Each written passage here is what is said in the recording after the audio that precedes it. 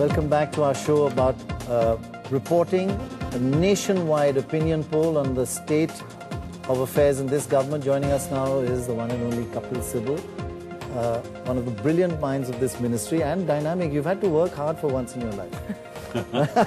You actually always work as a lawyer. My God, he works very hard.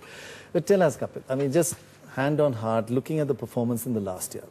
Not optimal by any, there's foot in mouth, people talking in different voices, disarray, cut motions, bit of chaos. But you're just lucky because the opposition is in worse state. Just, it's not as though you've done brilliantly, but your government, I mean, not you personally. The government's not done brilliantly, but relatively you've done well. Is that the kind of picture? Is that fair or unfair? Well, you know, Pranay, I don't think we should look at it that way.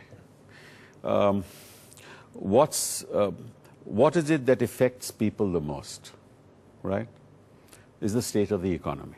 Right. The state of their security.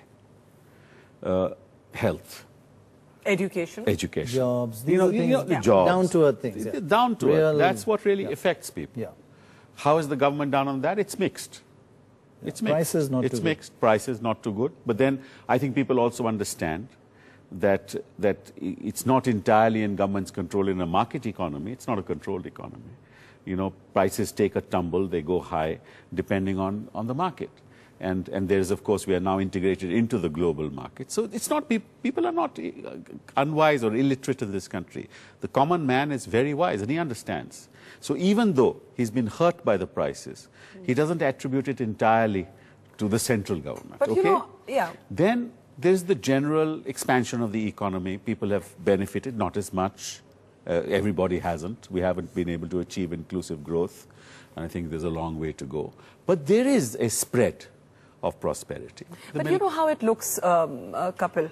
It looks like this government has a number of individually brilliant ministers, and you're considered one of them, certainly, who are shaking up their ministries, but that there isn't a cohesion because so many people are speaking in multiple voices. There isn't a center of gravity. Again, when people actually go to the booth to vote, they don't think about what you're saying. They don't care about Jairam versus Chidambaram versus Digvijay. I don't think when people go to vote, they said one minister said this or another minister said this. And I really, that's not the way the electorate votes. You don't think it undermines the authority in a sense of the Prime Minister?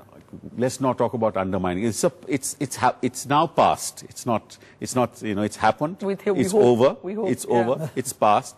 We don't have to revisit it, right? And the fact of the matter is that in an ideal situation, it doesn't happen, but the world is not ideal. Politics is not ideal.